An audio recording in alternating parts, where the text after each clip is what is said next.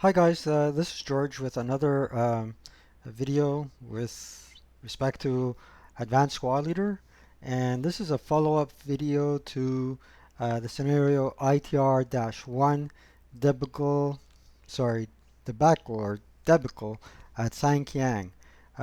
So this is an event that actually took place at Kiang, China on the 8th of November 1937. The battle was between elements of the nationalist Chinese army versus the Imperial Japanese. And the short summary of the scenario is the Chinese nationalists have to prevent the Japanese Imperial Army from capturing 11 or more buildings right here. So in the previous video, I asked you guys what would be the best setup, and at least one person said, set up in the rear. You do have some concealment counters, so uh, uh, you can fool the Japanese player into, uh, believing that you have a greater force up front than than you really do. And I chose uh, not to follow that strategy. Instead, I can show you what I did here. I'll open up Vassal right here. Okay, so this is the more or less the end of the first turn, and I had a couple of a half squad here or so, a normal squad here. I had designated at least two squads as Chinese death squads. Unfortunately, I did not get the opportunity to use them. Here I had two half squads, and here I had a squad, a squad, a half squad, pardon me, a squad with an LMG, another half squad, some dummy counters, a half squad with an LMG. Um, Captain Yang here, Yuang didn't fare so well, but as you can see, he did get the opportunity to rally some of the troops that were initially overrun by the Japanese. I had more LMGs here covering the road, an ATR.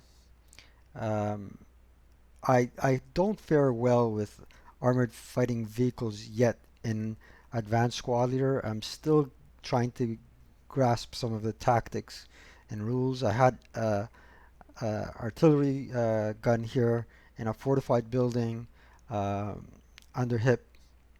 Again, my key point of defense were these two buildings, hoping to divert them from trying to cross this road.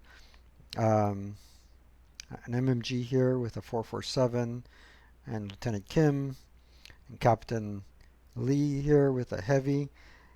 In hindsight, maybe Mr. Captain Lee should have been placed here or down here. He would have had more excellent coverage here, and he could. The whole point of having a machine gun here would be probably to lay a fire lane here. These were dummies. But of course, I ended up being more successful than I initially imagined. So let's just go over the play-by-play action here. I'm not going to run through uh, the uh, the actual vlog because I find that what happens with the vlog is I come to a loss of words as to what to say. So initially, there were a couple of, I believe what the Japanese player did here, which was a live player, my one and only ASL mentor, Ala Shabawi, played every Tuesday night. What he did was probably here, they were out here to reconnaissance what I had here, in case all these were dummies. His main attack came here, and he did initially manage to unconceal me here, and he did manage to get into close combat with the troops here. Um, but in so doing, uh, things were not as favorable to him as they initially seemed to be. Um, he was a bit despondent after the first uh, turn, until he got some excellent uh, this is turn 1B, until he got some excellent let's go back into the zoom into the map board, some excellent close combat rules. So these fellows are on their merry way. They uncovered that some dummy units, or actually they won a couple. No, these units came from here, from close combat here, but he was still stuck in close combat. Now here I am trying to right click on my counter, trying to find out the info about my armored fighting vehicle. Guys, if you don't have the full rule set, get it, and make sure, like Stu from Vaseline from Stu likes to say, before you start any scenario involving AFVs, make sure you know all the capabilities, the ins and outs of your vehicles. If you don't, you're going to struggle. And if you are in a tournament situation, you're going to fail, guaranteed. Know those abilities and disabilities of your vehicles before you start any scenario in ASL. Here, the main thrust of the Japanese attack as of turn 1B is still going strong. Uh, the units, though, that were up front here managed to rout to Captain Lee, and I believe there's somebody in melee here that's going to be uh, principally stalling the Japanese attack somewhat. Let's go back to the other turn. See, I cannot advance these pictures until I minimize the...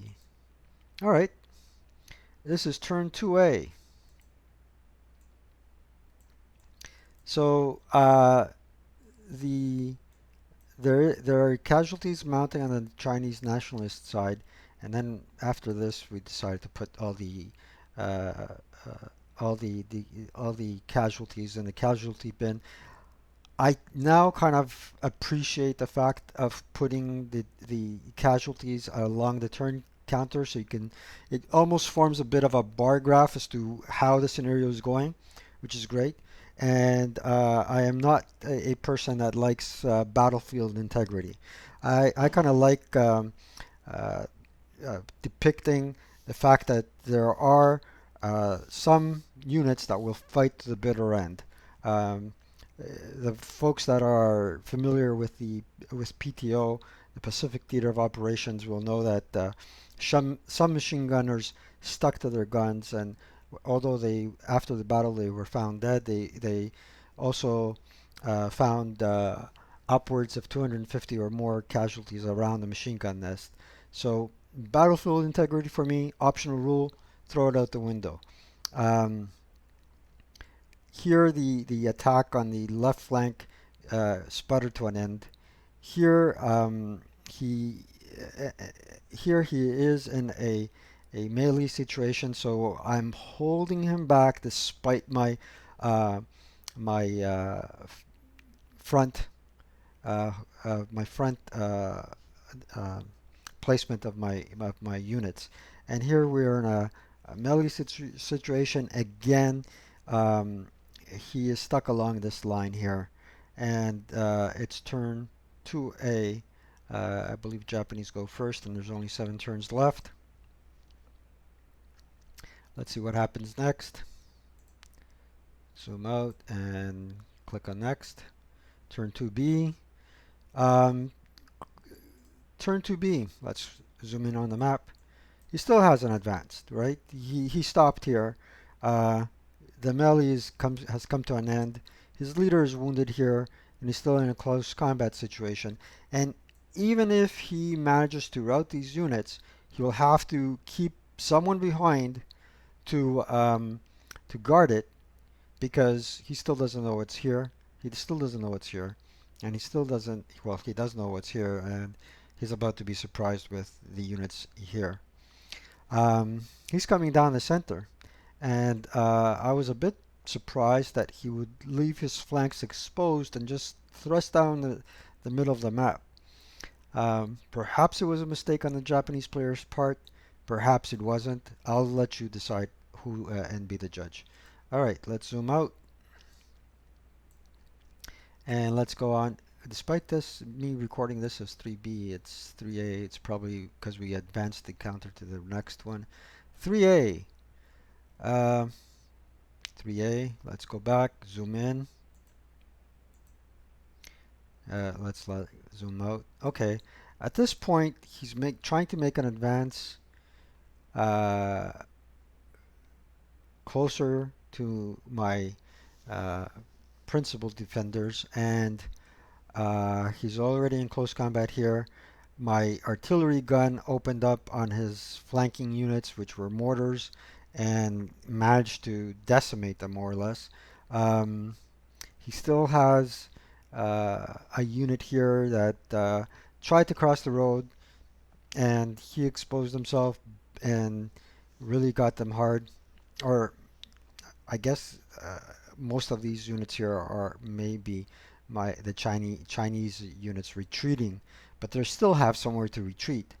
Um, he's a half squad. These guys these two units here now are approaching his flank. One unit will be retreating. Unfortunately, I made the mistake of also setting up my death squads far away from the leaders, so I never got the opportunity to use them. That was a key error on my end, I have to admit. Okay, 3A, 3B. Uh, need I say more? Look at the advance. He's still stalled. He's still stalled. He cannot cross this road with any um, with any uh, sizable force. He still has a stack of concealed units here that can make a difference. I think the pivotal moment came sooner rather than later because I asked him a question about what would happen if an enemy armored fighting vehicle ends um, or if he can and um, uh, his movement in the same hex as an enemy infantry unit, and basically that causes the your infantry to be in a melee situation, and they cannot fire out of that hex. So he answered that question and actually even used that tactic on me. Guys, a little word about flamethrowers. I find them useless in ASL. There's a large detriment with a -1 modifier for the unit holding it. Um, there's 24 firepower factors, but 12 at a distance of 2 hexes. So I have yet to see a successful attack being executed with a flamethrower. Perhaps I'm lucky. I'm not sure. All right, 3B. Let's do this and advance to the next phase, or next turn. 4A. All right, 4A. 4A, let's get in there. Well, he did manage to succeed to take this building. However, that unit was stuck there for the rest of the game. His mortar squads, the advance on the right, my right flank got decimated. He managed to come in to this building principally by forcing his armored fighting vehicles and bypass to enter the same hex as me and keep me in melee so I couldn't fire my heavy. I managed to decimate uh, one of his AFVs, and the other one took me 2 turns to to actually, yep, he had 3. Uh, so I managed to decimate one. The other 2 took some time for me to get rid of, by which time um, he was in a close combat situation with the uh, artillery unit. He came into close combat with my troops here. So far he captured 2 buildings, and the lone squad with the ATR did a lot of damage to this leader and his troops. By that time, most of those troops were practically half squads. We had put all the units in the casualty bin by then, and the casualty bin was growing for both sides. Both of us had large losses. Okay, turn 4. We're nearing the end, guys. We're nearing the end. Turn 4B. Really not much change. And now there's another pivotal moment at around 5A. Alright, let's zoom in and take a look at what's going on now. And what do I mean by pivotal moment? This armored fighting vehicle was set up place by, I believe, a close combat attack, or actually I hit him with an LMG. My MMG now breaks, which gives him a free rein to go further. I committed another error here, um, not firing at a unit that came around and circled me. Uh, my other unit here, uh, ma my other unit here was defeated in close combat. I'm still in a melee situation with one of his armored fighting vehicles. I managed to successfully conceal him, and I was about to make another mistake. Instead of advancing my unit here, I miscalculated and thought I would have the ability to and circle around the back of his line of attack and prevent him from routing any of the half squads. Um, Basically, the Japanese first line squads do not break. They can become uh, reduced a step. If the reduced step unit breaks, then they become half squads, and the half squads can break. So that was a big miscalculation on my end. I should have taken some care and carefully probably advanced them either in this building or that building and slowly towards this area so I would cover the road. And I just didn't do that. It didn't occur to me. Probably had a rough day. Hey. All right, 5A. We're nearing the end. 5B. Let's take a look at 5B. Uh, he still has an immobile vehicle there. I Again, I didn't want to give up the fortified building, and I put him here, mistakenly believing that I had LOS to this unit. I didn't. I did manage to move one real squad there, um, but it was really too late for me to make any meaningful progress about it. Retreating this unit down here, this unit here to lower down the map. And at this point, the Japanese player did break out from this flank here, from my right flank. And here's my blunder of the game, which was taking the unit here and moving him up the board instead of in the opposite direction, which would have probably been here or this building here. That would have been a better location for him. Yeah, that's what happens when you go from ETO to PTO. PTO is really a different ballpark. The nature of the troops and their abilities kind of changed the game a lot. 6A, well, basically from here it was really downhill for the Chinese player. No matter uh, uh, what anybody could say, uh, here what happened was uh, Captain Lee, the squad, and the HMG. Well, the HMG was not eliminated, but the uh, single man counter and the multi man counter were essentially taken out uh, by the armored fighting vehicle. Eventually, it was Lieutenant Kim that took out both vehicles, so he was probably the hero. Um, Here, it was only a matter of time before the Japanese player eliminated the last squad with the ATR. And again, he's having a siesta up there, completely outside the scope of the battle. And basically, that was more or less the end of the game. We just played to the end to see what would happen because we enjoy playing with one another. Um, so this is the conclusion at 7A. It's a 7.5 turn scenario. Um, the Japanese player succeeded, but not without enormous casualties.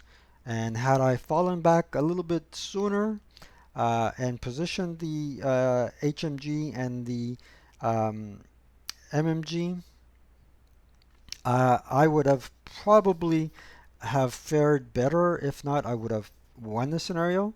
In to sum things up in terms of the best strategy to use in order to win despite the numerical superiority in troops of the Japanese player is I don't think it's a question of whether you should set up front or set up in the rear. I think you should, throughout the map, you need to position your troops in such a way that you can break up the Japanese assault and use those concealment counters to fool him about the real and actual disposition of your troops. So it's not a question, in my opinion, you can differ, and I appreciate your comments below. Um, in my opinion, it's not a question of whether you should put your troops up front or back here. You need to position them in strategic locations that will break up the Japanese advance. Now, what does that exactly mean? Probably the subject of a different video. I'm not sure if I'm ever going to get the chance to play this scenario again, but I certainly hope to. And I would probably pick the Chinese again in playing this scenario because it's more challenging than playing the Japanese, I find. Um, just to give you another overview of the scenario card, here it is. You got basically what, 16 squads. They have 16 and quite a few, a nice assortment of weapons. Oh well, I hope you enjoyed this video. If you did, don't hesitate to press the like button. And until I see you again, keep rolling low. Thanks. Take care.